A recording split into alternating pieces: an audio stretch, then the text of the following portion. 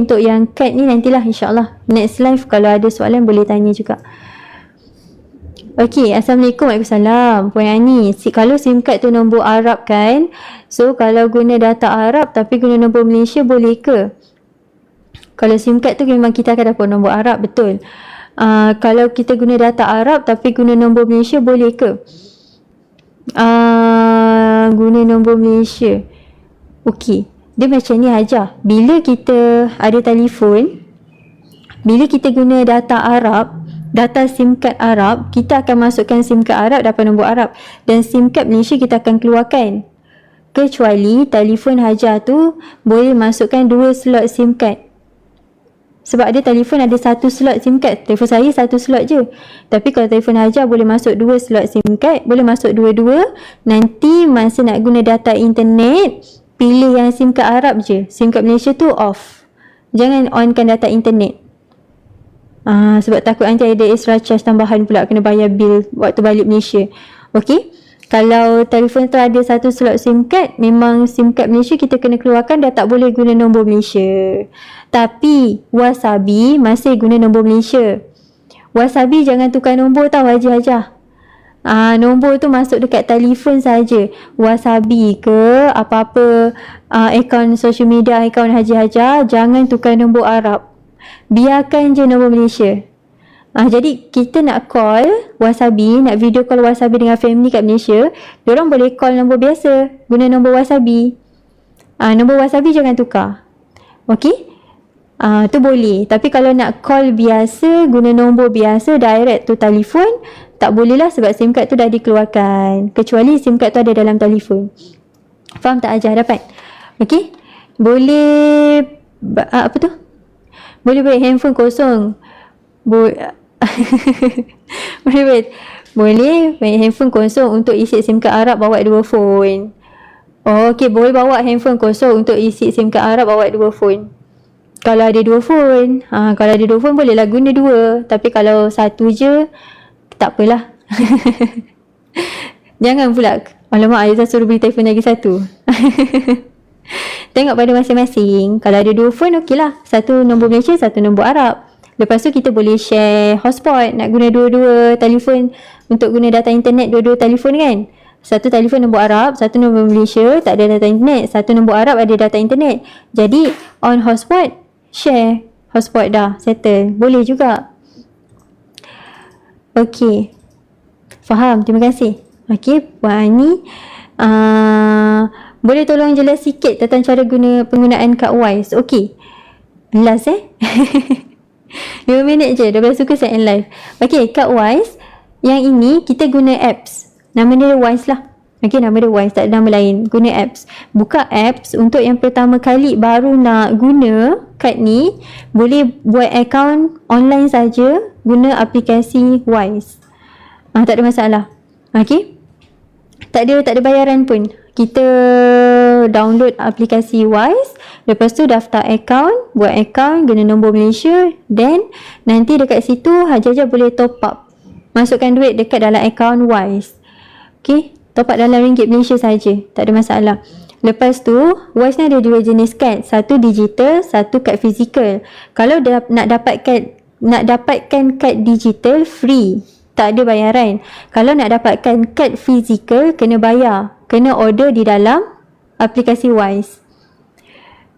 Order dekat dalam apps tu juga. Order satu kad fizikal kena bayar RM13.90 tak silap saya. Ke RM13, berapa sen dah saya tak ingat lah. Tapi RM13 lebih kurang harga dia. Termasuk charge penghantaran ke rumah Haji-Hajah. Dalam 5 hari dia akan hantar. 5 hari dah akan hantar kad tu ke rumah Haji-Hajah, isi alamat masing-masing. Okey, untuk kegunaan dekat sana, boleh terus direct bayar guna kad ataupun boleh keluarkan duit di ATM. Tapi setiap bayaran tu ada charge dia sendiri. Kalau kita bayar terus direct guna kad, pertukaran mata wang tu untuk exchange rate, pertukaran mata wang dia akan ambil 0.77% sahaja. Ikut rate semasa. So kalau orang guna hari ni dengan esok mungkin lain-lain lah kan. Tapi dah ada exchange rate tu dalam 0.77%.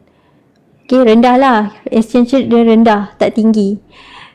So maknanya Hajajah dah bila tukar mata wang tu, kita tak adalah dia tulis bawah tu cas tambahan ke apa, cuma dia dah include sekali dengan pertukaran mata wang. Okey.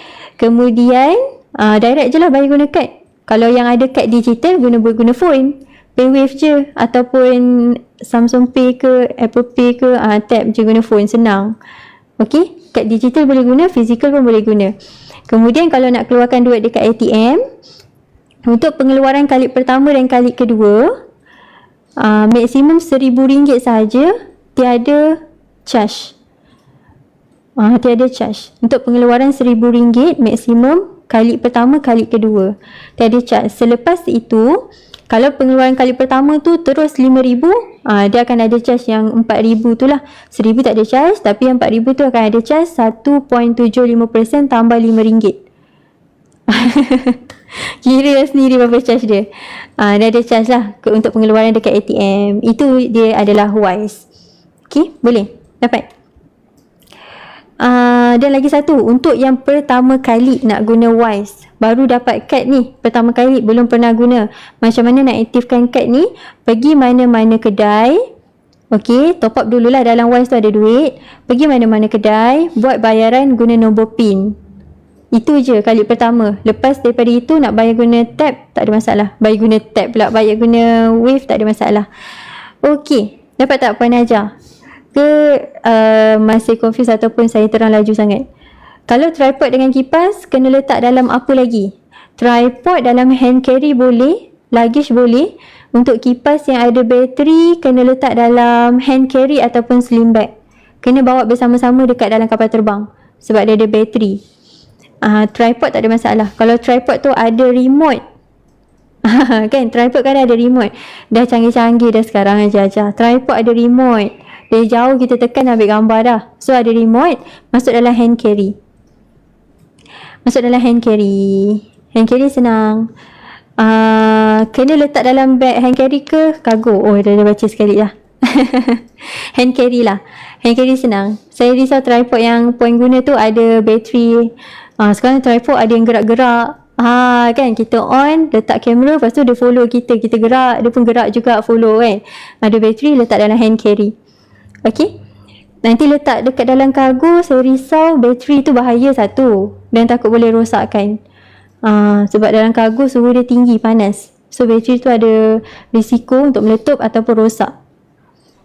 Okay, nak tanya sikit, bila doa masa tawaf, boleh ke berbisik guna bahasa Melayu? Boleh aja. Nak doa dalam bahasa Melayu ke, Jawa ke, bahasa Inggeris ke, logat apa ke, silakanlah. Tak ada masalah. Jangan terjerit-jerit kuat-kuat sudah.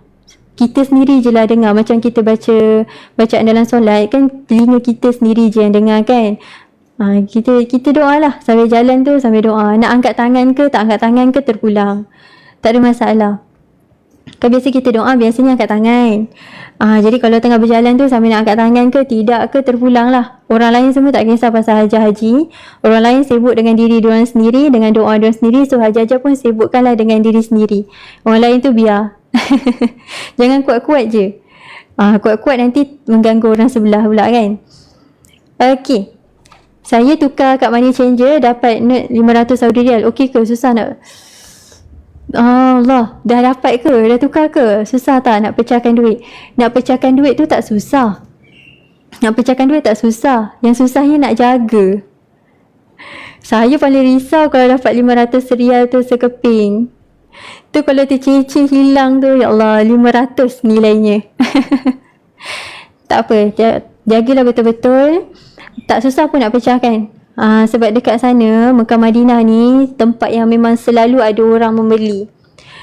Seller-seller tu banyak duit cash. So jangan risau, diorang akan ada duit tukar. Tak perlu risau.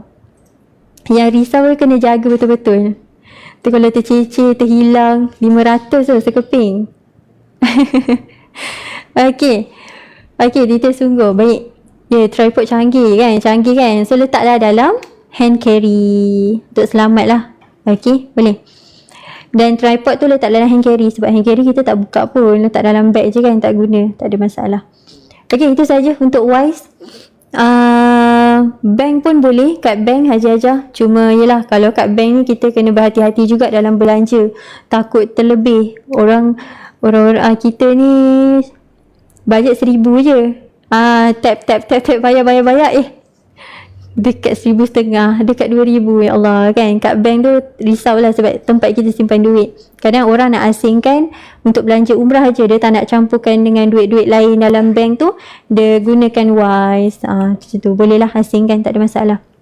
Dan nanti Haji Hajah boleh tengok balik history berapa yang dibelanjakan dalam ringgit Malaysia, dalam Saudi Riyal dan sebagainya lah. Ikut rate semasa, pertukaran tu ikut rate semasa. Kalau batu tu rate rendah lah, kalau rate tinggi. Okey, saya pernah dengar ada ustaz cakap tak boleh, kena cakap dalam hati je, doa zikir.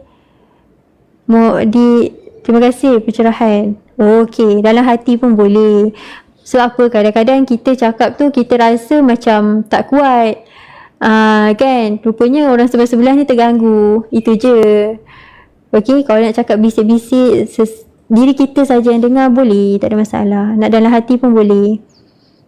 Kita fokus kat diri kita. Sebab kadang-kadang ada negara-negara luar kan, jemaah-jemaah lain dan jemaah luar, ada yang sampai jerit-jerit, ada. Lagi-lagi kalau yang berkumpulan, mutawidah jerit kat depan, yang belakang ni pun ikut berzikir kuat-kuat. Ada Ajar akan jumpa lah nanti kat sana. So tengok, kalau dia orang buat macam tu, kita terganggu kan. Jadi kita penuh dengan adab, ajar. Jadi tak perlulah kuat-kuat macam tu. Allah Maha mendengar kan, yang penting niat kita. Okay, thank you. Dah berbulan masuk live ni, banyak ilmu yang dikongsikan. Lusa saya nak berangkat dah. Okay, baik, Alhamdulillah. Puan Ani, semoga berjalan lancar semuanya. Semoga dapat umrah yang mabrur, insyaAllah. Kan, semoga selamat sampai ke Tanah Suci Mekah Madinah dan mengerjakan umrah. Okay, dan semoga dapat gunalah ilmu-ilmunya sedikit, banyak ke sikit ke, kalau ada yang boleh gunakan, Alhamdulillah. Okay, Wise, debit card. Dan ni ramai yang tanya Tashengo e-wallet tak ada, kena guna Tashengo Visa card. Okay, baik, itu sahaja. Terima kasih semua. Kita jumpa petang nanti berkenaan dengan persediaan umrah juga. So kalau ada apa-apa soalan, kita jumpa petang nanti, insyaAllah. Terima kasih semua. Assalamualaikum warahmatullahi wabarakatuh.